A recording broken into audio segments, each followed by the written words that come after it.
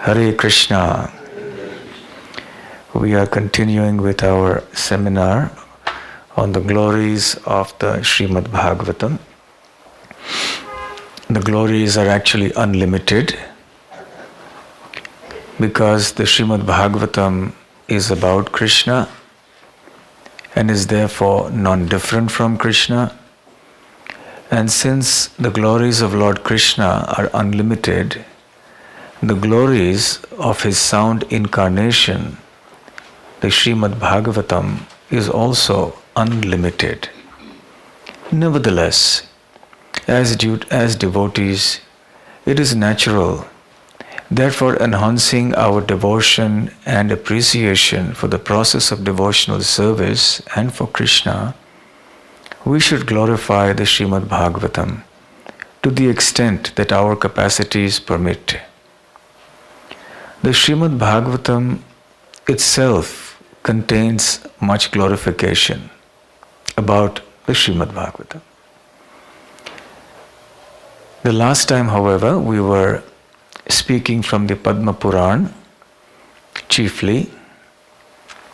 We were mentioning how when Shukadeva Goswami was about to speak the Śrīmad Bhāgavatam to Maharaj Pariksit, the demigods approached him and made a proposal that the Amrit or the nectar that Shukadeva Goswami was about to impart to King Pariksit in the form of the Śrīmad Bhāgavatam should now instead be given to the demigods, and the celestial heavenly nectar that the demigods are accustomed to drinking, which increases their lifespan and gives much celestial enjoyment, could be given now to King Pariksit.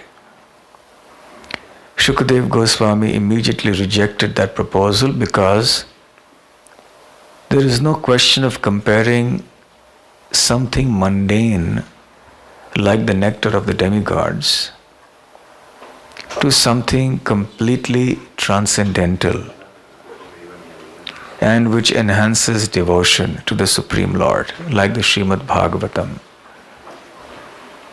So Shukadeva Goswami actually almost made fun of the demigods. He rejected the idea. The demigods, meanwhile, were astonished about the glories of the Śrīmad Bhāgavatam. Brahma tried to understand the comparative values of Śrīmad Bhāgavatam in relation to the other processes of liberation. He placed the Śrīmad Bhāgavatam on one pan of the weighing scale and all the other processes of liberation on the other pan, and the pan which had Śrīmad Bhāgavatam was much heavier. So all the demigods were astonished, and they were speaking amongst themselves about the glories of the Śrīmad Bhāgavatam. Suta Goswami then went on to tell the sages of Naimisharanya that actually Narad Muni, the great devotee of the Lord, had heard the Śrīmad Bhāgavatam from the four Kumaras. Even though Narad Muni had originally heard the Śrīmad Bhāgavatam from his father and spiritual master Brahma, but that was only in essence, just a few verses. And Narada also had spoken a concise form of the Śrīmad Bhāgavatam to his disciple Vyasadeva. But Suta Goswami said on another occasion, Narad Muni heard the full Śrīmad Bhāgavatam. Of course, when we say full, it's an inappropriate word because there can never be a full recitation of the Śrīmad Bhāgavatam because it goes on and on and on and on, endless. But nevertheless, he heard it for many days in detail. So the sages of Naimisharanya wanted to know when and how and why this happened. So Suta Goswami began to narrate that the 4 Kumaras came once to Badrikashram. They met Narad Muni there. Narad Muni was looking very morose.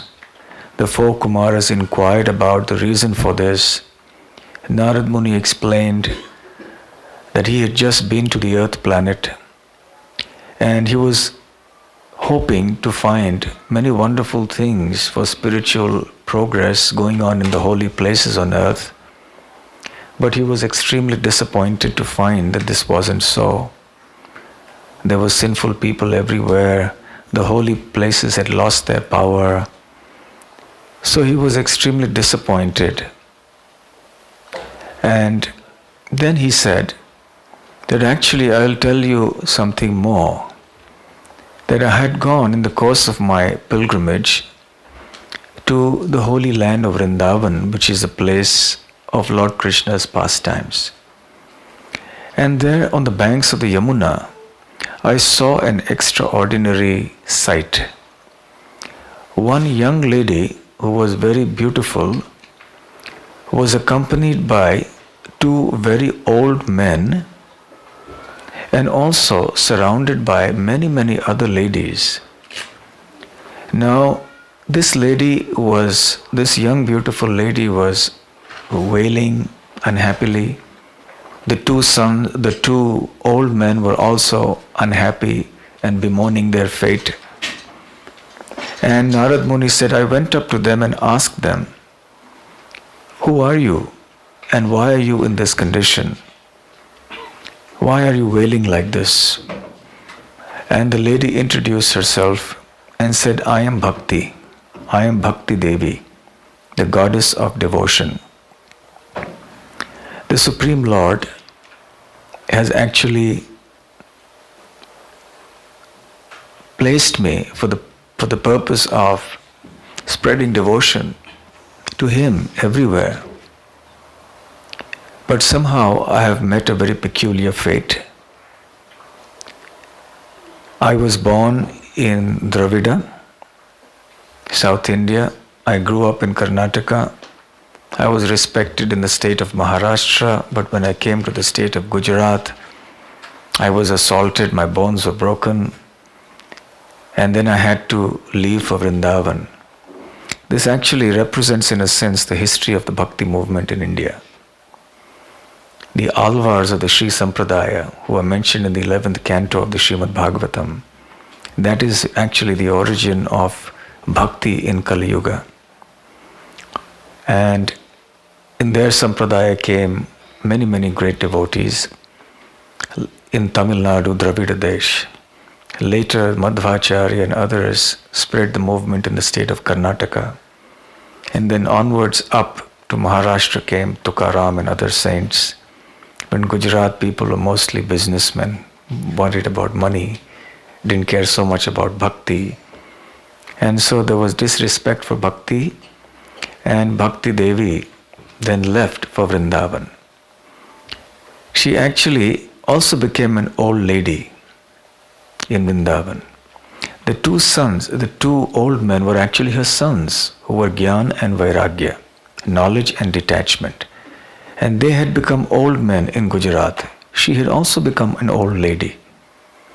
But when the 3 of them came to Vrindavan, by the touch of the dust of Vrindavan, she immediately regained her youthful form, but her sons, Gyan and Vairagya, remained as old people.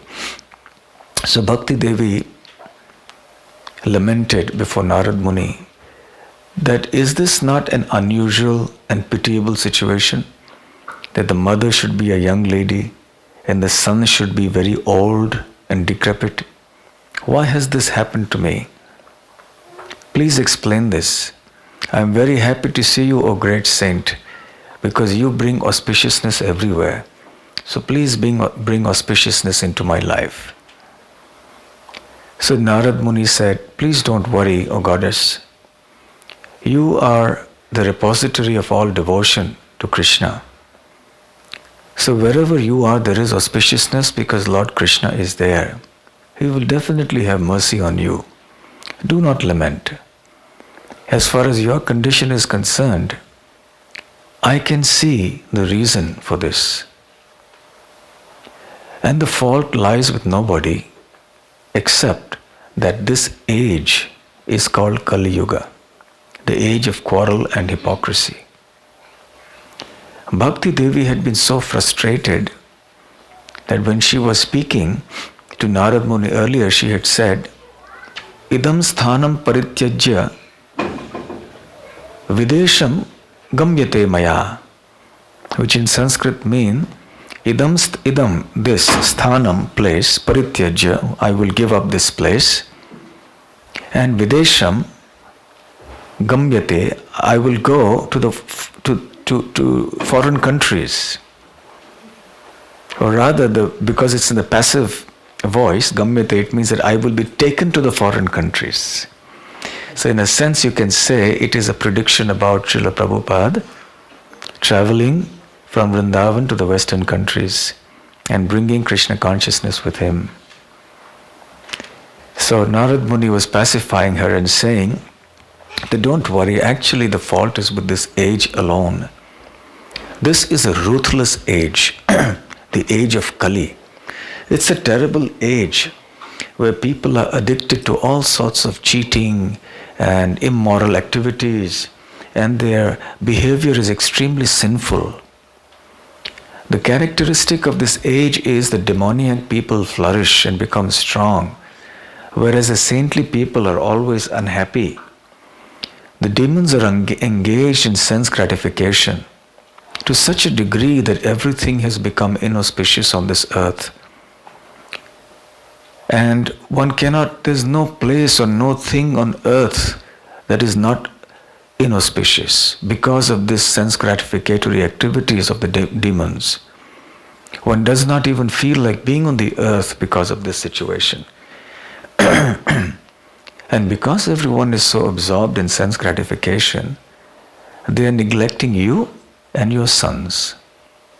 You who are bhakti, and your sons who are knowledge and detachment. Because you have contacted the dust of Vrindavan, which is spiritual, you were immediately revived and you got your original form. But your two sons are still neglected.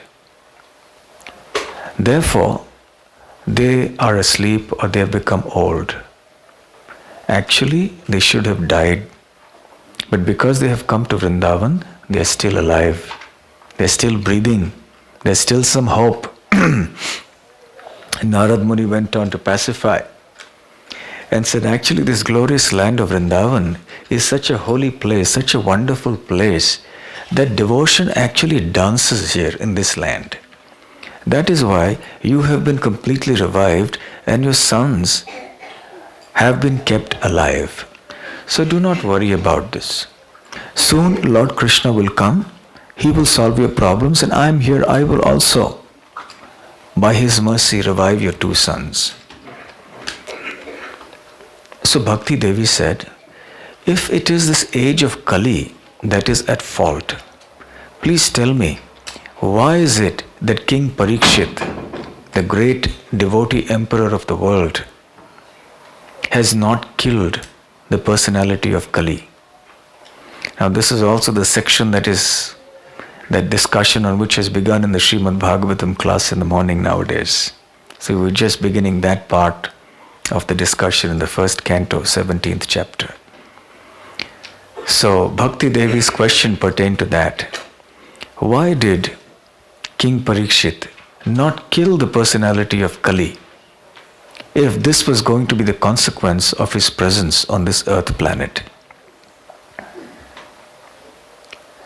And also, why is it that the Lord is tolerating all this? It seems very surprising that the Lord should bear it. So why has this happened? So, and also it seems that everything, the essence of everything, all the objects in this world are lost because of the age of Kali. What is the solution for this? So Narad Muni agreed with her And he said, actually, yes, you are right. This age is indeed like this. But do you know why King Pariksit has not killed the age of Kali?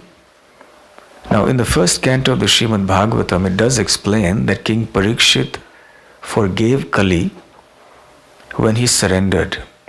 The personality of Kali had dressed like a king and was beating the legs of a cow and a bull. And when he was confronted by King Pariksit, the emperor of the world, understanding the might of King Pariksit, he immediately surrendered himself to the lotus feet of King Pariksit. So why did King Pariksit not kill him? It might appear that he would have solved the problem of the world.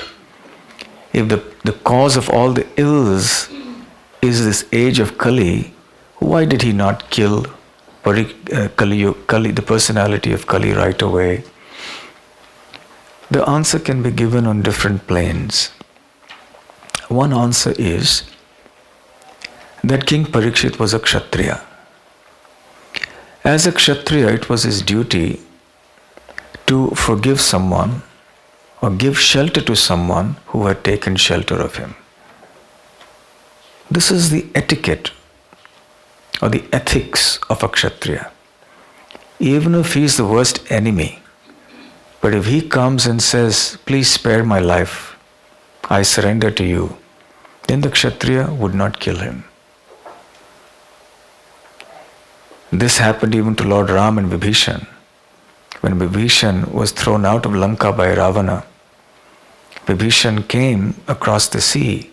Ram accepted him. All the many people in his army had grave doubts.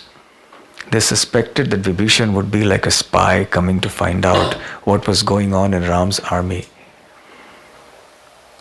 So one reason why King Pariksit spared the personality of Kali was this. As a Kshatriya, he was duty bound. The second reason could have been that it was the Lord's arrangement, it's the law of nature, that the four ages repeat, follow one after the other. Satya Yuga, Treta Yuga, Dwapar Yuga, Kali Yuga, and then again the whole cycle repeats. So King Pariksit would have interfered with the ways of nature, with the order of the universe. And third, and this is what Narad Muni replies in this conversation. It's a very interesting and important answer. He says the reason that King Pariksit did not kill the personality of Kali is that King Pariksit, being a great devotee, had spiritual vision and could understand the essential good quality of Kali Yuga. Even though Kali Yuga was an ocean of faults, and Pariksit Maharaj knew this very well, still he could understand there is one great quality in this age. All of you know the famous verse. Which is that verse? Kalir dosh nidhe rajan asti hi ek mahan guna kirtanad eva krishnasya mukta sangaha param vrajet. Where Shukadev Goswami tells King Pariksit that, O king, this age, the age of Kali, is an ocean of faults. When you go to an ocean of water and you're in the middle of it and you look all around, should you be surprised to see that there is water? If someone says, well, I'm surprised, there's so much water here. Well, you're in the middle of an ocean. What else will you expect to find? There will be water. So similarly, we are in an ocean of faults. Wherever you look around you, up, down, left, right, anywhere you look, there's faults. So it's natural because this is the age of faults. But asti hi ek mahan guna. There is one very great quality about this age, even though it has many, many faults. Kirtanad eva krishnasya. And that is the congregational chanting of the names of Lord Krishna. Mukta sangaha, by which one becomes detached from this material world. param vrajet, and goes to the spiritual world. So King Pariksit understood that in the earlier ages there were other paths for self-realization. The other processes of yoga, karma yoga, ashtanga yoga, this yoga, that yoga, jnana, vairagya, everything was there for earlier ages like Satya, Treta and Dwapar. But in Kali Yuga, who is qualified to do all these things? It's not possible. Who can sit in meditation? Is it possible? Sit like that in meditation. I went to one place, I remember, I won't mention the place, many years ago. And it was another institution, but there was some well-wisher who wanted us to visit. It was a very grand structure they had made, very beautifully organized, well-managed. But their process was to have silent meditation. And they had a meditation room that was pitch dark. And you had to enter in, and you weren't allowed to take in anything inside that meditation room. They didn't even allow us to take our bead bags in. So I said, nevertheless, no one can stop me from chanting the holy names. So anyway, we went in. It took a while for our eyes to get accustomed to the darkness. And it was very thick carpeted floor, air conditioned. It was like a huge planetarium. And right in the center there was a little light, a little blue colored light. And everyone was supposed to just look at that light and then meditate. And we didn't know where we were going, so anyway we went in and found a place for ourselves and sat down. And once our eyes had got accustomed to the darkness, we noticed a few figures here and there, and then I noticed there were some people sitting this side, that side, everywhere near me. And in my mind, because they had told me you shouldn't speak, so I couldn't chant aloud, but in my mind I was just chanting. And then gradually, bit by bit, I started hearing some sounds. And I wondered what those sounds were. And the sounds were something like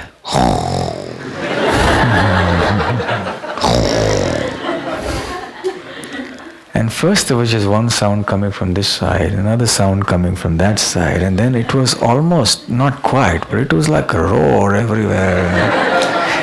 Well, I'm exaggerating a little bit, but the point is that everything was so comfortable, air conditioned, thick carpet, dark, sitting comfortably, just fall asleep. What meditation can we do in Kali Yuga? It's not possible. So King Pariksit very well could understand the nature of this age, the unqualified position of the people of this age, and they wouldn't be able to do all this. The only redeeming feature of this age would be bhakti. And bhakti could be easily done. And this would lead everyone to perfection. Bhakti would be very easy to perform, very sublime, and very effective even for sinful people of this age. So Pariksit Maharaj was like a swan or a bee. You know, a swan is reputed to have some special quality where it can separate milk from water. If there's a mixture of milk and water, it will drink only the milk and leave aside the water. In Kali Yuga, people take the water and leave the milk. They extract everything but the essence.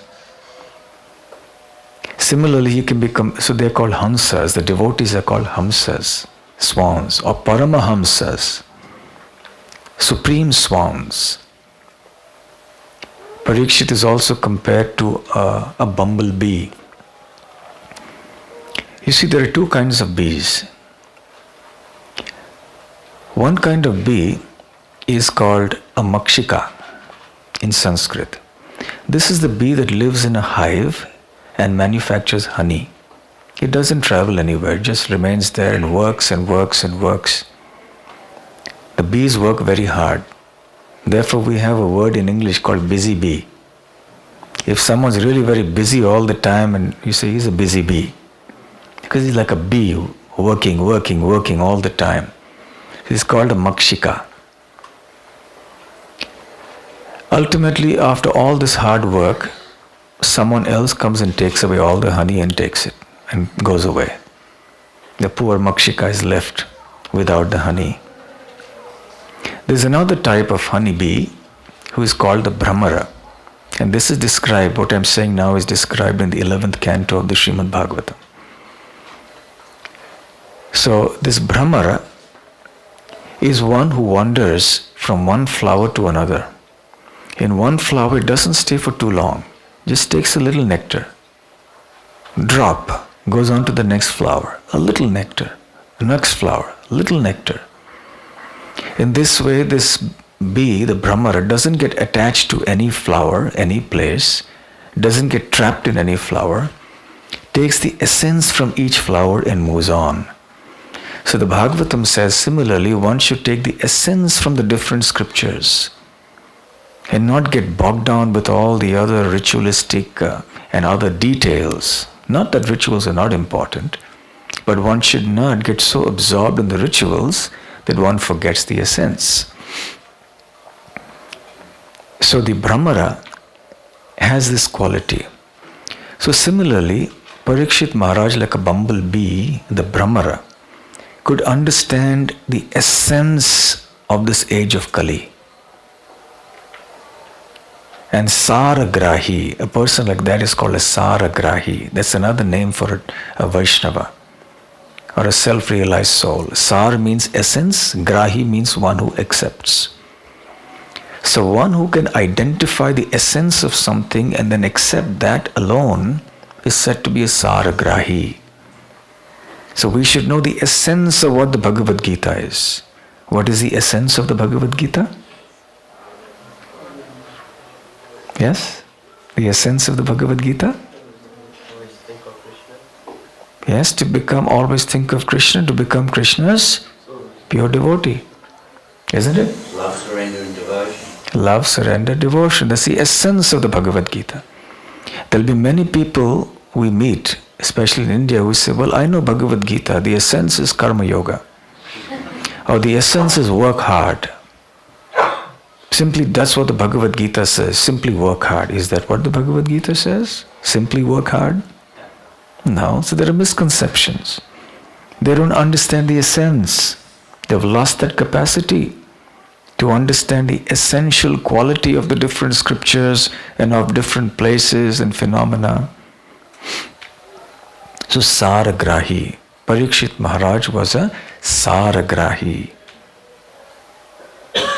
In the 11th canto of the Śrīmad Bhāgavatam also, the 9 Yogendras tell King Nimi, Kalim sabhajayantyarya gunagyah sarabhaginaha yatra sankirtanenaiva sarvasvarthobhi labhyate. The meaning is, they say, my dear king, this age of Kali has been criticized widely everywhere, justifiably. But those who are actually Arya, those who are actually intelligent, worship this age of Kali. And which specific kind of people? Those who are Gunagyaha, who understand the essential, who understand the quality of something, who can examine something and understand it for its true value. Let's say now we have Gaurav who is a jeweler. So someone comes with a fake jewel. So he'll understand, yes, this is a fake jewel. Because he's a jeweler, he knows the value, which is truly valuable and which is not valuable. A real thing from a fake thing. So if someone brings an ornament or a jewel or a gem, then you can identify. Yes? There are certain characteristics. So similarly, anything and everything in this world, we should be able to judge the value. So there are wise people who can understand the true value of things. Footy, what is its real value? The pub, what is its real value? Television, what is its real value? Money, even though it rhymes with honey, what is its true value? So Gunagya, those who can understand the real value of things or the quality of something. Sarabhaginaha, and those who can understand the essence of something. they have concluded that this Kali Yuga is to be glorified. Sabhajayanti means to glorify. Jai, you know the word Jai. If we want to glorify something, we say Jai. So the word Jayanti, Sabhajayanti means to profusely glorify. So those who are knowers of the true qualities and values of things, those who can understand the essence of things, those who are truly knowledgeable, advanced in the culture of knowledge and spirituality, they profusely glorify this Kali Yuga. Strange as it may sound, when we are denigrating Kali Yuga like anything, anytime there's any problem, we say, oh, it's Kali Yuga. But here we find the great saintly people are glorifying Kali Yuga profusely. Why? Yatra sankirtanena eva sarva swartha abhilabhyate. Just by sankirtana yajna, just by the congregational chanting of the holy names of Lord Krishna, sarva swartha, all desires, all benefit, abhilabhyate, will be achieved, will be attained. This one great quality of Kali Yuga is simply chant the holy names of the Lord. Everything that you desire in life will be obtained. All desirable things can be obtained. So that is why King Pariksit spared Kali. Because he knew that despite his numerous drawbacks, this was one good thing that he had. And this one good thing was so great that it overpowered and eclipsed all his bad qualities. Similarly, we see sometimes faults in devotees, and we say someone doing this or doing that, and we may be so unhappy about something. Well, it may be a genuine fault as well, it may be a genuine mistake, but eventually in the course of time that devotee will be corrected because he or she is chanting the holy names of the Lord. It may be a little painful process to come back to Krishna consciousness, but Krishna will facilitate that in his own way. But regardless of some bad qualities that a devotee may have, there is one overpowering good quality of that person, that person believes that Krishna is the Supreme Personality of Godhead. That person believes that becoming a pure devotee of the Lord is the goal of life. He believes in the process of chanting the holy names as the only way to perfection. So this is that one great quality that eclipses all the other qualities. So in any case, this is the real reason why King Pariksit spared Kali. So he said, this is actually the answer. And as far as your point about how things have lost, the objects have lost their essence in this world, yes, it's true. Pariksit Maharaj said, seeds have lost their essence. Yes, it happens so. Nowadays, in this age of genetically modified seeds and hybrid seeds and all kinds of genetic manipulation of things, what is happening is that the original seeds are no more. The traditionally passed down seeds over centuries and generations, they are lost. Even in India, it's very hard to find. But the taste, the nourishment, that food that was produced from those seeds had is quite incomparable. Now you have fruits that look this big and that shine like anything, but there's no taste. There's no quality. It's just artificially pumped up and blown up and made shiny and attractive, colorful. But there's no sar, there's no essence to it. It's just become empty. This is the quality of Kali. The seeds will lose their essence. The next thing that Pariksit said, even kathas of the Lord have lost their essence. Now we may think, well, why? Katha is about the Lord. So why should it lose its essence? Pariksit Maharaj said, because Most people who do these kathas of the Lord are materially motivated and they do it for a livelihood, as a profession. So they earn their livelihood, they make a lot of money. And just for making money, they have adopted speaking on the Śrīmad Bhāgavatam. No wonder that Srila Prabhupada criticized the professional reciters of the Śrīmad Bhāgavatam so much and cautioned us that don't speak Śrīmad Bhāgavatam for money. Don't make the recitation of the Śrīmad Bhāgavatam a business. Then he said, even holy places have lost their essence. Why? Because in the holy places nowadays reside people who are immoral, sinful, and atheistic. Therefore, the holy places have lost their power. Penance has lost its power. Because those who claim to do penance are actually not doing penance. They are simply show bottle, pretenders. They are actually full of greed, anger, lust, and so on. Therefore, penance itself has lost its power.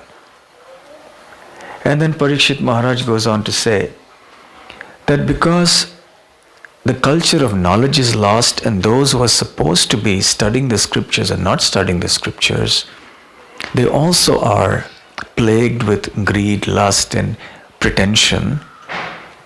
They also don't know what the scriptures are. They don't study the scriptures.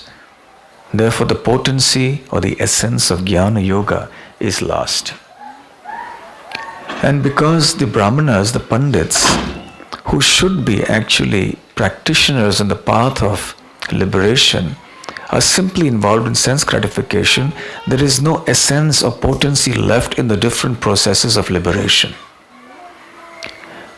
And furthermore, there are very few genuine Vaishnavas to be found even in the bona fide Vaishnava Sampradayas nowadays.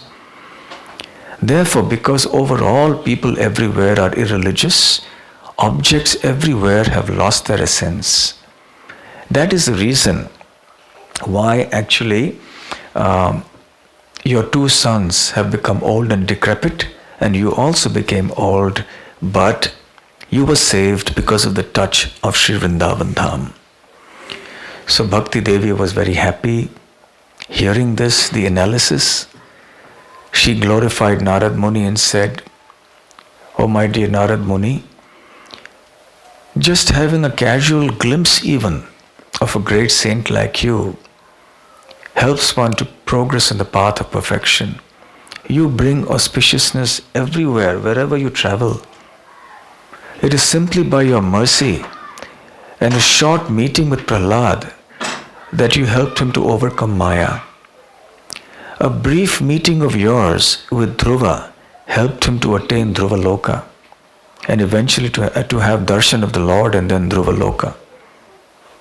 So you are the deliverer of so many great souls. You are the personification of auspiciousness.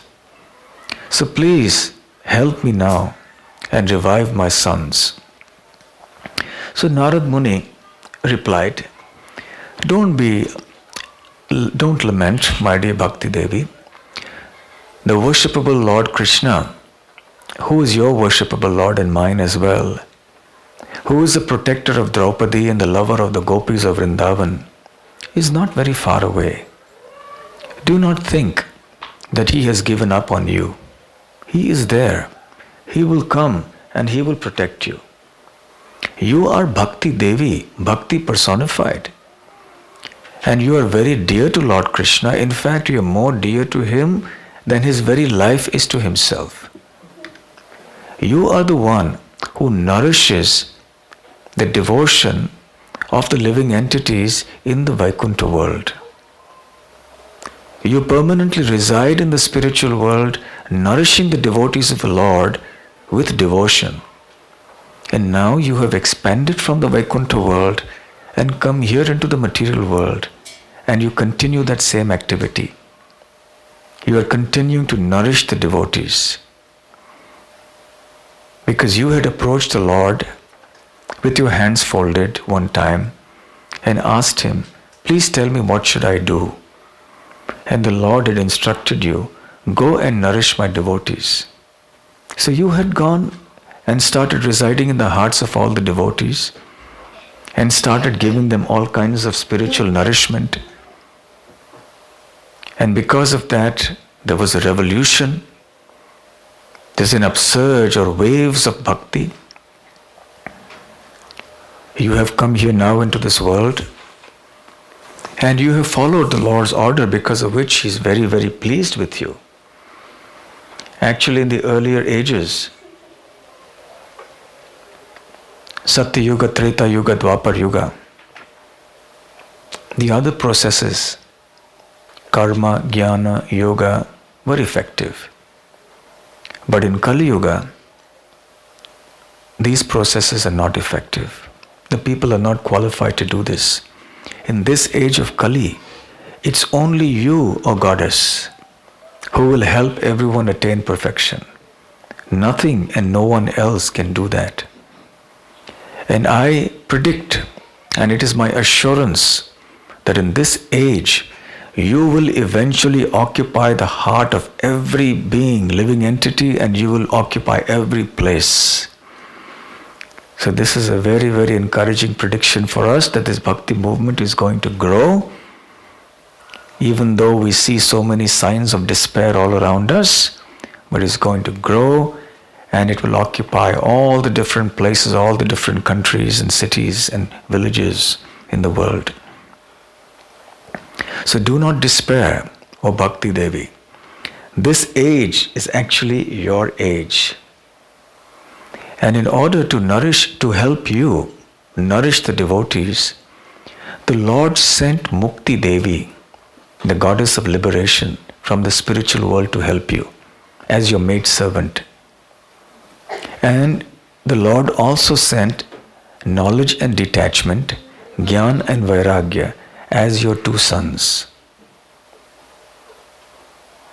Now, everything was fine till Kali Yuga began. In the first 3 ages, you were doing well, you were healthy and happy. Mukti Devi, Jnana, Vairagya were all happy, and you were all made a very good team. But then came Kali Yuga. And Mukti Devi couldn't bear to be here. She was diseased. What was her disease? Pretentious religion. There were so many pretenders in the garb of religious people, and so much evil going on in the name of true religion, that Mukti Devi couldn't bear to stay here any longer. So she took your permission and departed to Vaikuntha. But she doesn't stay there all the time.